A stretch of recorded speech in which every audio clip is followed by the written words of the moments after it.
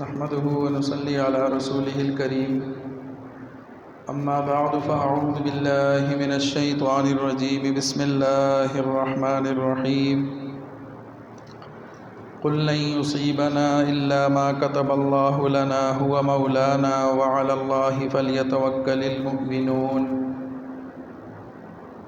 وقال النبي صلى الله عليه وسلم لا عدوى ولا صفر ولا هام أو كما قال عليه الصلاة والسلام صدق الله مولانا العظيم وصدق رسوله النبي الكريم سبحان ربك رب العزة عما يصفون وسلام على المرسلين والحمد لله رب العالمين۔ میرے انتہائی واجب الاحترام معزز سامعین کرام، سفر کا مبارک مہینہ شروع ہو چکا ہے اور آج اس مہینے کی 2 تاریخ ہے، سن 1448 ہجری، اور انگریزی تاریخ کو اگر دیکھا جائے تو 17 جولائی سن 2026۔ اب یہ ایک ایسا دور گزر رہا ہے کہ جسے ٹیکنالوجی کا دور سمجھا جاتا ہے، علم و فضل کا دور سمجھا جاتا ہے، شعور کا دور سمجھا جاتا ہے، سائنسی ترقی کا دور سمجھا جاتا ہے، لیکن اس سب کے باوجود اس دور میں بھی، اس زمانے میں بھی کچھ چیزیں دور جاہلیت والی آج بھی لوگوں میں پائی جاتی ہیں۔ جاہلیت کے دور میں عربوں کے ہاں کچھ دنوں کو منحوس سمجھا جاتا تھا، خاص طور پر یہ مہینہ سفر کا مہینہ، اس مہینے کو نحوست والا مہینہ سمجھا جاتا تھا، اور اس مہینے میں کسی بھی اچھے کام کو شروع کرنا یا کسی کام کی بھی ابتدا کرنا اسے ناجائز تصور کیا جاتا تھا، اور یہ سمجھا جاتا تھا کہ اگر اس مہینے میں کوئی کام شروع کیا تو اس میں نحوست ہوگی، اس میں ناکامی ہوگی، مشکلات کا سامنا ہو سکتا ہے، مصائب آئیں گے، مصیبتیں آئیں گی، آزمائشیں آئیں گی۔ تو دور جاہلیت سے اس مہینے کو آزمائشوں والا، مشکلات والا اور مصیبتوں والا مہینہ تصور کیا جاتا تھا، اور اس مہینے کو منحوس سمجھا جاتا تھا۔ تو بدقسمتی سے وہ جاہلیت والی سوچ اور وہ نظریات آج تک کسی نہ کسی درجے میں ہمارے معاشرے کے اندر وہ چلتے آ رہے ہیں۔ آج بھی بہت سارے لوگ ان دنوں کو، اس مہینے کو اور بہت ساری دوسری چیزوں کو منحوس سمجھتے ہیں، ان کے ہونے کو نحوست کا باعث سمجھتے ہیں۔ اگر کسی کے سامنے سے کوئی کالے رنگ کی بلی گزر جائے تو وہ یہ سمجھتا ہے کہ آج کا دن بہت برا گزرے گا۔ لوگ سفر ملتوی کر دیتے ہیں، اور کہیں جا رہے ہوں تو اس کام سے رک جاتے ہیں، واپس لوٹ آتے ہیں۔ کسی نے کاروبار شروع کیا، دکان کھولی، اور پہلا گاہک جو آیا اس نے ادھار لے لیا، تو یہ سمجھا جاتا ہے کہ آج سارا دن ادھار پہ ہی چلے گا۔ آج ابتدا چونکہ اچھی نہیں ہوئی تو اس کی نحوست سے آج سارا دن میرا کاروبار صحیح نہیں چلے گا۔ پھر سفر کا مہینہ شروع ہوتا ہے تو اس مہینے کو شادی کے لیے منحوس سمجھا جاتا ہے، اس مہینے میں نکاح نہیں کیے جاتے، اور بہت ساری غلط رسومات اور نظریات اس مہینے کے ساتھ بلا وجہ بہت سارے لوگوں نے جوڑ رکھے ہیں، جن کی نہ شریعت میں کوئی اصل ہے اور نہ ہی عقلی طور پر ان کے جواز کی کوئی صورت سمجھ میں آتی ہے۔ مشرکین مکہ عرب جاہلیت کے دور میں دو کام کیا کرتے تھے ان دنوں اور مہینوں کے حوالے سے۔ ایک کام تو وہ یہ کرتے تھے کہ مہینوں ہی کو تبدیل کر دیا کرتے تھے۔ کبھی کہتے کہ اس مرتبہ سفر پہلے آئے گا، اس کے بعد محرم آئے گا، کبھی کہتے کہ اس مرتبہ سفر بعد میں آئے گا، یعنی دنوں کو مہینوں کو آگے پیچھے کر دیا کرتے تھے۔ تو اللہ رب العزت نے ان کے اس نظریے کو، اس عمل کو باطل قرار دیا اور کفر میں اضافے کا باعث قرار دیا۔ انما النسیء زیادۃ فی الکفر، یہ دنوں کا آگے پیچھے کرنا، یہ مہینوں کا آگے پیچھے کرنا، یہ ان کے کفر میں اضافے کا ہی باعث بنتا ہے۔ اللہ تعالیٰ نے اس قسم کی کوئی بات نہ اتاری نہ اس کا حکم دیا، تو اس سے منع فرمایا۔ پھر دوسرا کام وہ یہ کیا کرتے تھے کہ وہ مہینے کو منحوس سمجھا کرتے تھے، سفر کے مہینے کو نحوست والا سمجھا کرتے تھے۔ تو اس پر بھی اسلام نے رد کیا۔ رسول اللہ صلی اللہ علیہ وسلم نے واضح طور پر ارشاد فرما دیا، لا عدوى ولا سفر ولا حامہ، او کما قال علیہ الصلاۃ والسلام۔ نہ تو اللہ کی مرضی کے بغیر کوئی بیماری دوسروں کو لگتی ہے، متعدی ہوتی ہے، نہ ہی سفر کا مہینہ منحوس ہوتا ہے، اور نہ ہی پرندوں میں کوئی نحوست اللہ نے رکھی ہے۔ وہ پرندوں کو خاص طور پر الو کو منحوس سمجھا کرتے تھے، سفر کے مہینے کو منحوس سمجھا کرتے تھے، اور ان چیزوں کو رسول اللہ صلی اللہ علیہ وسلم نے واضح طور پر رد فرما دیا۔ پھر یہ بدشگونی، یہ چیزوں کو منحوس سمجھنا، ان سے برا شگون لینا کہ اگر ایسا ہو گیا تو یہ فلاں کام غلط ہو جائے گا، اس قسم کے نظریات ان کو شرک قرار دیا گیا ہے۔ حضرت عبداللہ بن مسعود رضی اللہ تعالیٰ عنہ فرماتے ہیں کہ رسول اللہ صلی اللہ علیہ وسلم نے فرمایا، الطیرۃ شرک، الطیرۃ شرک ثلاثاً، 3 مرتبہ یہ ارشاد فرمایا۔ بدشگونی شرک ہے، منحوس خیال کرنا، چیزوں کو منحوس خیال کرنا، حضور نے فرمایا یہ شرک ہے، اور یہ بات آپ نے 3 مرتبہ دہرائی۔ پھر اسی طرح عبداللہ بن عمر رضی اللہ تعالیٰ عنہما فرماتے ہیں کہ رسول اللہ صلی اللہ علیہ وسلم نے فرمایا، من ردتہ الطیرہ من حاجہ فقد اشرک، کہ نحوست سمجھنے کی وجہ سے اگر کسی نے اپنے کام کو روک دیا، کوئی شخص کسی کام سے رک گیا اس وجہ سے کہ اس کام میں اس نے نحوست سمجھی، تو حضور نے فرمایا کہ فقد اشرکا، اس نے شرک کیا۔ اور پھر یہ منحوس سمجھنا، یہ بدشگونی لینا، اسے ایمان والوں کا نہیں کفار کا عمل قرار دیا۔ اللہ تعالیٰ نے کافروں کا کام یہ قرار دیا کہ وہ بدشگونی لیا کرتے تھے۔ قوم فرعون کو جب موسیٰ علیہ السلام نے دعوت دی، ان کے سامنے حق بات رکھی، تو وہ کہنے لگے وَإِن تُصِبْهُمْ سَيِّئَةٌ يَطَّيَّرُوا بِمُوسَىٰ وَمَن مَّعَهُ، جب انہیں کوئی مصیبت پہنچتی، کوئی پریشانی آتی، کوئی آزمائش آتی، قحط آ جاتا، کوئی بھی مصیبت ان کے گلے پڑ جاتی، تو وہ اس کو موسیٰ علیہ السلام اور ان کے ساتھیوں کی نحوست قرار دیتے تھے۔ تو یہ کفار کا طرز عمل ہے، وَإِن تُصِبْهُمْ سَيِّئَةٌ يَطَّيَّرُوا بِمُوسَىٰ وَمَن مَّعَهُ، جب انہیں کوئی مصیبت پہنچتی تو وہ موسیٰ علیہ السلام اور ان کے ساتھیوں کو منحوس قرار دیتے کہ یہ ان کی وجہ سے ہمارے اوپر یہ مصیبت آئی ہے۔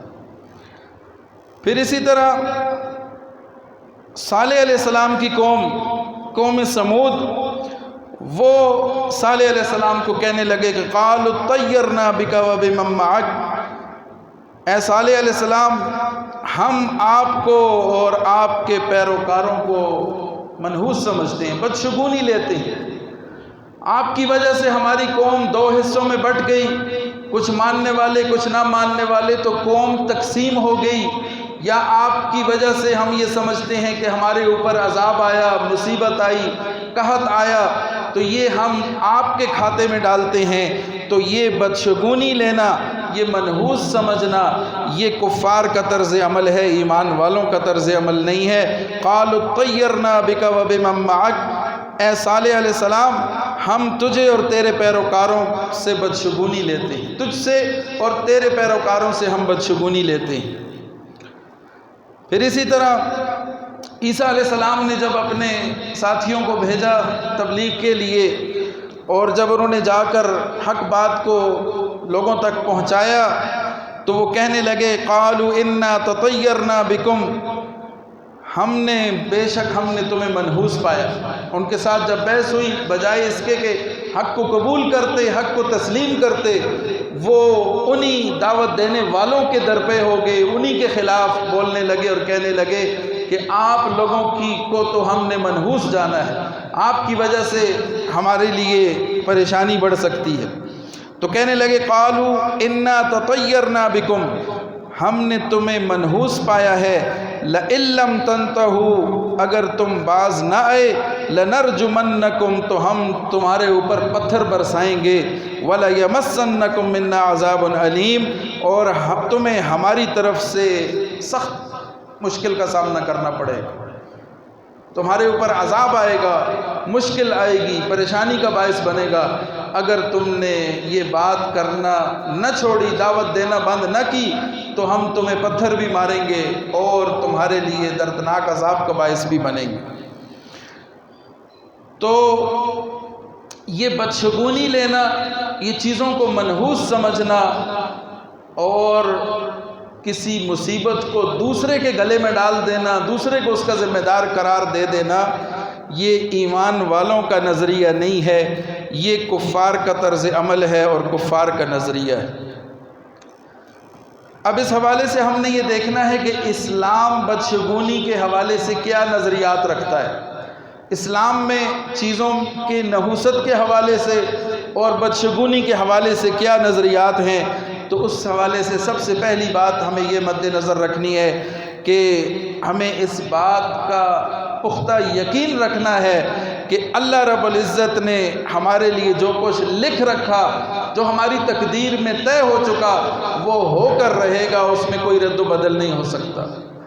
کسی مہینے کی وجہ سے، کسی دن کی وجہ سے، کسی چیز کی وجہ سے نحوست یا کوئی رکاوٹ نہیں آ سکتی۔ اللہ تعالیٰ نے ہمارے مقدر میں جو لکھ چھوڑا ہے، جو ہمارے لیے مقدر ہو چکا ہے، وہ ہو کر رہے گا، اس میں رد و بدل نہیں ہو سکتا۔ ما اصاب من مصیبت فی الارض ولا فی انفسکم الا فی کتاب من قبل ان نبرأها۔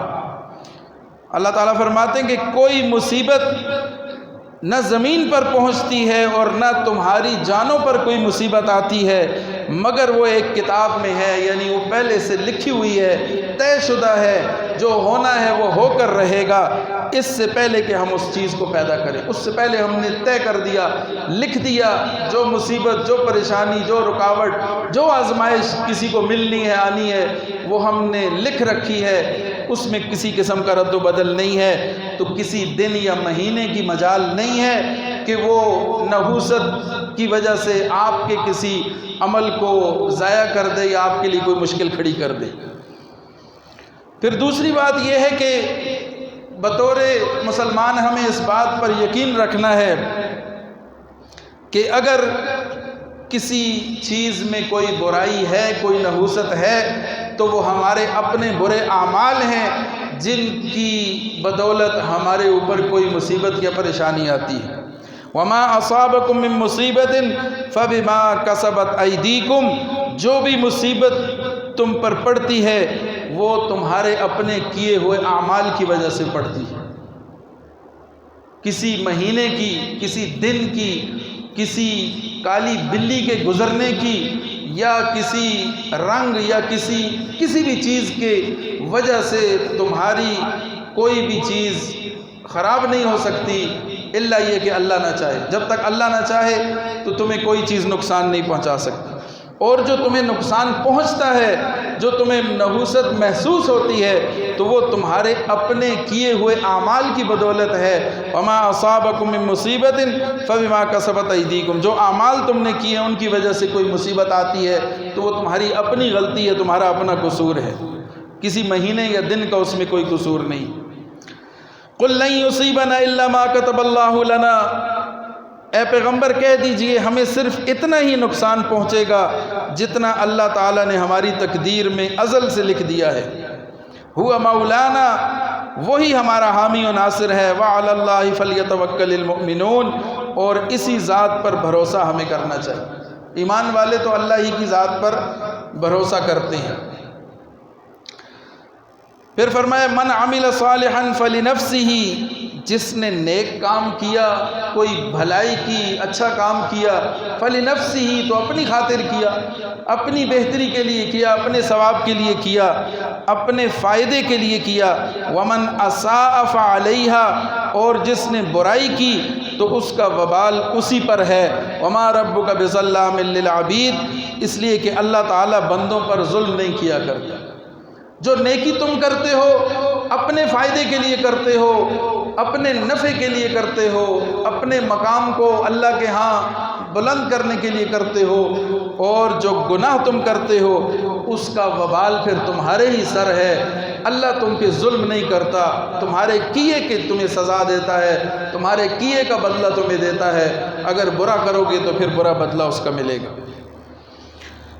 پھر ایک مقام پر فرمایا ظہر الفساد فی البر والبحر، خشکی اور تری میں فساد برپا ہو گیا، بما کسبت ایدی الناس، انسانوں کی ہاتھوں کی کمائی سے، جو انسانوں نے خود اعمال کیے ان اعمال کی بدولت خشکی اور تری میں فساد برپا ہو گیا۔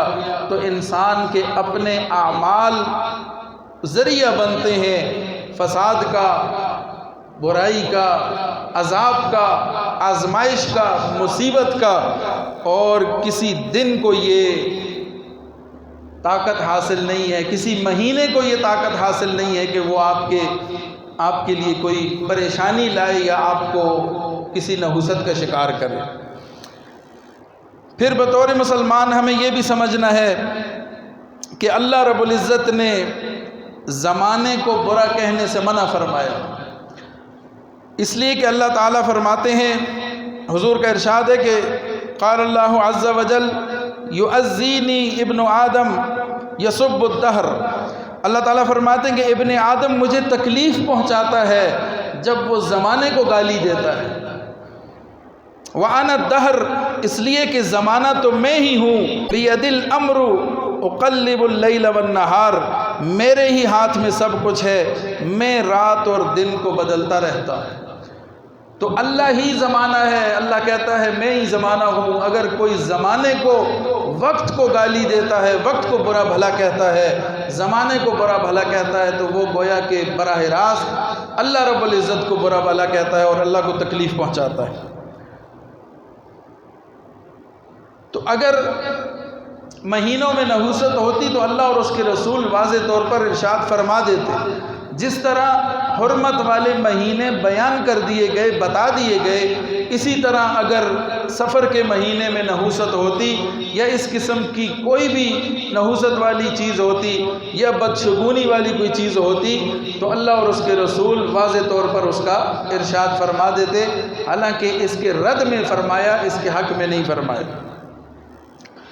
اور پھر بطور مسلمان ہمیں یہ بھی سمجھنا ہے کہ اللہ تعالیٰ پر ہمارا توکل مضبوط ہونا چاہیے۔ رسول اللہ صلی اللہ علیہ وسلم ایک صحابی کو سمجھاتے ہوئے فرما رہے ہیں کہ جان لو اگر لوگ اس بات پر جمع ہو جائیں کہ وہ تمہیں کچھ فائدہ پہنچائیں تو وہ کچھ فائدہ نہیں پہنچا سکتے مگر وہی جو اللہ نے تمہاری تقدیر میں لکھ دیا ہے، اور اگر لوگ اس بات پر جمع ہو جائیں کہ وہ تمہیں کچھ نقصان پہنچانا چاہیں تو وہ تمہیں کچھ نقصان نہیں پہنچا سکتے مگر وہی جو اللہ نے تم پر لکھ دیا ہے۔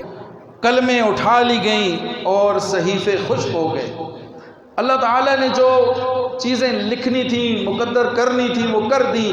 اب کسی کو کوئی طاقت حاصل نہیں ہے، قوت حاصل نہیں ہے کہ وہ آپ کے اعمال کو خراب کر سکے، آپ کی ناکامی کو کامیابی میں بدل سکے یا آپ کی کامیابی کو ناکامی میں بدل سکے۔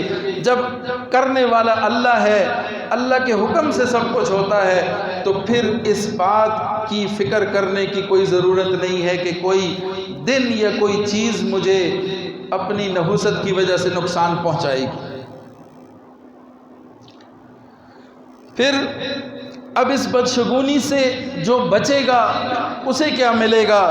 تو اس بارے میں رسول اللہ صلی اللہ علیہ وسلم کی ایک حدیث کہ حضور نے فرمایا، میری امت کے بارے میں مجھے بتایا گیا کہ یہ آپ کی امت ہے۔ ایک مرتبہ حضور فرماتے ہیں کہ جبرائیل کس سے میں نے پوچھا، کچھ لوگ میرے سامنے سے گزرتے رہے، انبیاء گزرے اپنی قوموں کے ساتھ، بعض انبیاء کے ساتھ کچھ لوگ تھے، بعض کے ساتھ چند گنے چنے لوگ تھے، بعض کے ساتھ زیادہ لوگ تھے، اور بعض ایسے بھی گزرے کہ جن کے ساتھ کوئی بھی نہیں تھا۔ تو رسول اللہ صلی اللہ علیہ وسلم نے جبرائیل سے پوچھا، ایک بڑا لشکر، ایک بڑی جماعت آ رہی تھی، تو فرمایا کہ یہ کون لوگ ہیں؟ تو جبرائیل امین نے فرمایا کہ یہ آپ کی امت کے وہ لوگ ہیں کہ جن سے حساب کتاب نہیں لیا جائے گا اور جنہیں عذاب نہیں دیا جائے گا، یہ سیدھے سب جنت میں جائیں گے۔ یہ 70,000 کا لشکر ہوگا۔ تو رسول اللہ صلی اللہ علیہ وسلم نے پوچھا کہ یہ کون لوگ ہیں؟ تو جبرائیل امین نے فرمایا، کانوا لا یکتوون ولا یسترقون ولا یتطیرون وعلی ربہم یتوکلون، کہ یہ وہ لوگ ہیں کہ جو اپنے جسموں کو داغتے نہیں ہیں۔ اس زمانے میں لوہا گرم کر کے جسموں کو داغا کیا جاتا تھا علاج کے لیے، تو اس سے اسلام نے منع فرمایا جسم داغنے سے۔ تو یہ وہ لوگ ہیں کہ جو جسموں کو داغتے نہیں تھے اور جھاڑ پھونک نہیں کرواتے تھے اور کسی چیز کو منحوس نہیں سمجھتے تھے اور اپنے رب پر توکل کیا کرتے تھے۔ تو جو چیزوں کو منحوس سمجھنے سے بچے گا، اللہ پر توکل دکھائے گا، تو اللہ تعالیٰ یہ انعام عطا فرمائیں گے کہ اس 70,000 کے لشکر میں اس کو شامل فرمائیں گے کہ جو بغیر حساب کتاب کی جنت میں داخل ہوں۔ حضرت معاویہ بن حکم سلمی رضی اللہ تعالیٰ عنہ کہتے ہیں کہ میں نے کہا، یا رسول اللہ، کچھ ایسے کام ہیں جو ہم جاہلیت میں کیا کرتے تھے، ہم کاہنوں کے پاس جایا کرتے تھے۔ آپ نے فرمایا کاہنوں کے پاس نہ جایا کرو۔ کہتے ہیں پھر ہم نحوست پکڑا کرتے تھے، یعنی ہم چیزوں کو منحوس سمجھا کرتے تھے۔ تو حضور نے فرمایا کہ بدشگونی ایسی چیز ہے جس کو تم میں سے بعض لوگ اپنے نفس میں محسوس کرتے ہیں، لیکن بدشگونی تمہیں کسی کام کو انجام دینے سے نہ روکے۔ یعنی انسان کے دل میں خیال آ سکتا ہے کہ ہو سکتا ہے یہ چیز منحوس ہو سکتا ہے یہ کام میرے لیے مناسب نہ ہو، اس قسم کے خیالات آ سکتے ہیں، لیکن حضور نے فرمایا کہ اس کا علاج یہ ہے کہ وہ خیالات، وہ بدشگونیاں، وہ منحوس سمجھنا، وہ آپ کو اس کام کے کرنے سے نہ روکے۔ تو اس کا علاج یہی ہے کہ اللہ پر بھروسہ کرتے ہوئے اس کام کو کر گزرے۔ حضور نے فرمایا، وَمَا مِنَّا إِلَّا وَلَكِنَّ اللَّهَ يُذْهِبُهُ بِالتَّوَكُّلِ، کہ ہم میں سے ہر کسی کو کوئی نہ کوئی وہم ہو ہی جاتا ہے، لیکن اللہ تعالیٰ توکل کی وجہ سے اسے ختم کر دیتا ہے۔ جب انسان توکل کرتا ہے، اللہ پر پختہ یقین رکھتا ہے، تو اللہ تعالیٰ دل سے اس نحوست کے خیال کو بھی نکال دیتے ہیں، اور جب وہ کام اس کے لیے بہتر اچھا ہو جاتا ہے تو اس کے دل سے وہ نظریہ بھی نکل جاتا ہے کہ اس کام میں نحوست تھی۔ تو اس کا علاج بھی کرنا ہے، اس علاج کے لیے کوشش بھی کرنی ہے۔ ایک اور موقع پر حضور نے فرمایا، جسے نحوست اس کے کام سے روک دے تو اس نے شرک کیا۔ پوچھا گیا، اللہ کے رسول اس کا کفارہ کیا ہے؟ تو آپ نے فرمایا کہ یہ دعا پڑھے، اللہم لا خیر الا خیرک ولا طیر الا طیرک ولا الہ غیرک۔ یہ دعا پڑھے، اللہ سے مدد مانگے، تو اس نظریے سے، اس خیال سے اس کی جان چھوٹ جائے گی۔ سے معلوم یہ ہوا کہ دنوں میں مہینوں میں کسی قسم کی نہ تو نحوست ہے اور نہ ہی کسی قسم کی بدشگونی لینا اس کا کوئی جواز ہے ہمارے لیے۔ ان چیزوں سے بچنا ہے۔ یہ دور جاہلیت سے چلی آتی چیزیں ہیں، آج کے جدید دور میں بھی یہ خیالات ہم لوگوں میں پائے جاتے ہیں۔ سفر کے ابتدائی دن 13 تیزیاں، نہ اس کی کوئی اصل ہے، نہ سفر کے مہینے میں نکاح سے رکنے کی کوئی اصل ہے، اور اس قسم کی بہت ساری بدشگونیاں ہیں اور چیزوں کو منحوس سمجھنا ہے، ان سے ہمیں بچنا ہے۔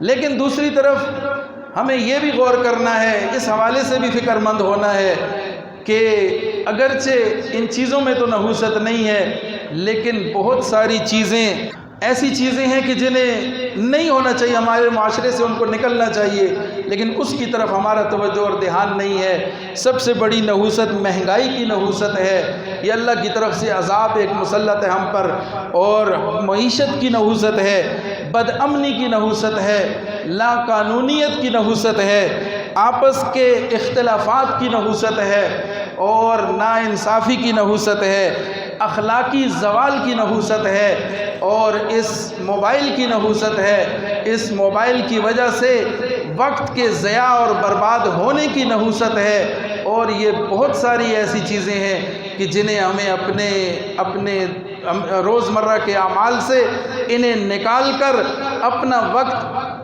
قیمتی بنانا ہے، آخرت کے حوالے سے اپنے وقت کو کارآمد بنانا ہے۔ اس کا بھی علاج رسول اللہ صلی اللہ علیہ وسلم نے حدیث میں بیان فرمایا۔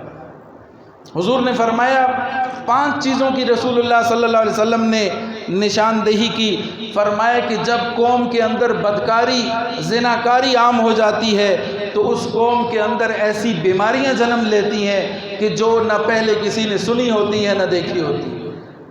بدکاری، فحاشی کی وجہ سے قوم کے اندر بیماریاں پھیلتی ہیں، اور ناپ تول میں کمی وہ گناہ ہے کہ جس کی وجہ سے معیشت تنگ ہوتی ہے، مہنگائی بڑھتی ہے، قحط پڑتا ہے، اور حکمران ظالم ہم پر مسلط ہوتے ہیں۔ کس وجہ سے؟